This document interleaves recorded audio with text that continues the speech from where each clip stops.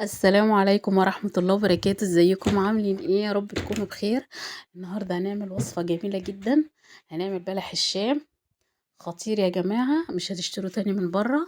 لو جربتوا الطريقة دي والمقادير دي هيعجبكم جدا. بصوا شكله حلو ازاي. يلا بينا بقى نحضر المقادير مع بعض ونشوف عملناه ازاي. هنا جبت حلة او ممكن تجيبي طاسة. هتحطي فيها 250 ملي من المية باردة طبعا، 70 ملي من الزيت. خلاص، وهنزل ب10 جرام من السكر، وكمان مع 2 جرام بس من الملح زي ما انتوا شايفين كده. وهبتدي اقلبهم مع بعض واحطهم على النار. واول المية بالزيت ما يغلوا على طول اقوم طافية، وانزل ب250 جرام من الدقيق و15 جرام من النشا. وابتدي اقلب بقى كل ده كده على البارد. هبتدي عشان اسوي العجينة اولع عليهم النار تاني. في الوقت ده كنت بولع النار تاني وابتدي اسوي بقى في العجينة. يعني هسيبها نقول مثلا بتاع 5 دقايق كده، نفضل نسوي فيها بالشكل ده كده.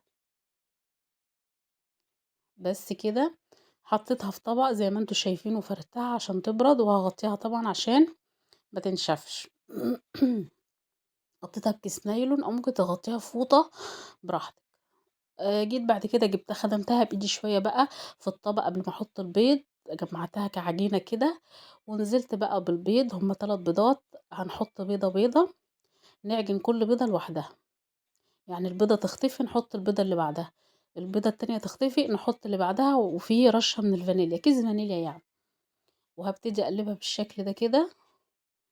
زي ما انتوا شايفين عجينة طرية اهي، هتتحط في الكيس الحلواني بس يكون جامد. الكيس الحلواني ده كيس حلواني جامد. وده القمع اللي انتوا شايفينه اللي هو المقفول، وردة مقفولة. ودي الحلة اللي انا هقلي فيها بلح الشام. حطيت فيها زيت، وبعدين جبت المقص كده وببله زي ما انتوا شايفين في الزيت، وابتدي اقطع بلح الشام. بينزل من القمع. وطبعا عشان خاطر ما يبص مني بقى هنزله على ايدي هيبوظ، لا.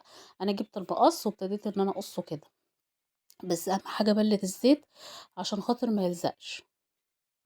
اهو ببتدي كده انزل بالقمع واقطع بالايه بالمقص، وهو مكان الزيت. اهم حاجه بس زي ما قلت لكم نحطه في الزيت. انا باكد على الحته دي بالذات عشان بس ما يلزقش معاكم ويضايقكم. بس كده طبعا كل ده على البارد، هو بيتحط في زيت على البارد. خلاص، هنحطه بعد كده على النار بقى على درجة حرارة متوسطة. هيتحط على درجة حرارة متوسطة في الأول على النار، وبعد كده هبتدي ان انا اوطي النار. اول ما يبتدي يشد معايا اقوم موطيه النار شويه. اهو كده. كده انا كنت مخليه النار وسط، وبعدين بقى اول ما يبتدي يشد معايا واحس ان هو لو قلبته مش هيتكسر كده، ابتدي ان انا اوطي النار. حاجه بسيطه يعني نص يعني وسط. بصوا بقى، هيفضل بقى لحد بقى ايه. بصوا هنا ابتدى ينفخ اهو. هنا كانت النار طبعا واطيه، هي مش واطيه قوي قوي بس برضو واطيه زي ما انتوا شايفين كده. ودي طاسه تانية برضو بقلي فيها عشان انجز بقى واخلص. لان هو كده كده بيعوز زيت بارد. لما تيجي تقليه من اول وجديد هتعوزيله زيت بارد. اهو زي ما انت شايفه. طبعا دي مش دي كل الكميه، في كميه كمان لسه ما اتعملتش. ادي هو شكله احمر بالشكل ده. لما تحمريه بالشكل ده لو طلعتيه اصفر هيطرى معاكي، لو طلعتيه احمر وسبتيه على نار هاديه هتلاقيه مقرمش معاكي وجميل، مقرمش من بره وطري من جوه. نزلته في شربات تقيل بارد. معلقتين ايه بقى، كوبايتين من السكر، كوباية من المية.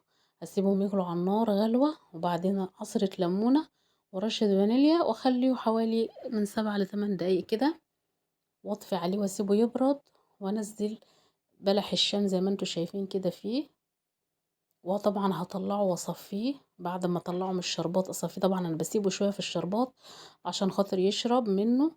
وهسيبه بقى يتصفى، يحطه في مصفى يتصفى، وبعد كده اقدمه بالشكل ده. وبس كده الوصفة خلصت. يا رب الفيديو يكون عجبكم، ما تنسوش تشتركوا في القناة، تعملوا لي لايك، وتسيبوا لي تعليقاتكم الحلوة اللي دايما بتفرحني. بصوا بقى، من النهاردة مش هتشتروه تاني. والسلام عليكم ورحمة الله وبركاته.